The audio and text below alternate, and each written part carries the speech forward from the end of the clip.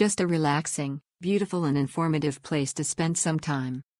Equal parts local history, art/architecture and natural space, followed by one of the best meals we enjoyed on the island during our week-long stay. Local artists on exhibit, local crafts for sale and a passionate staff to convey the history of it all. Start your day with a guided tour at Landhuis Bloemhof, step into our colorful world of art, heritage, nature and connect with who we are. Encounter Curaçao's unique trees, plants, lizards and more, strolling through our natural park.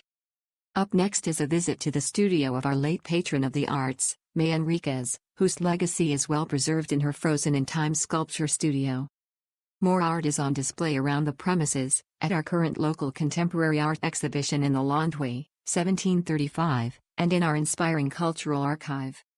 Check out the outdoor studio of Hortence Brouwn, a local sculptor, and the Cathedral of Thorns by artist Herman van Bergen, which is a building-sized labyrinth, made of approximately 92 million thorns from the Acacia Tortuosa bush tree in honor of Mother Nature and the free spirit. A walk through its art-filled corridors is a must-do experience. And finally, visit the gift shop to take a lasting memory home. Refreshment included.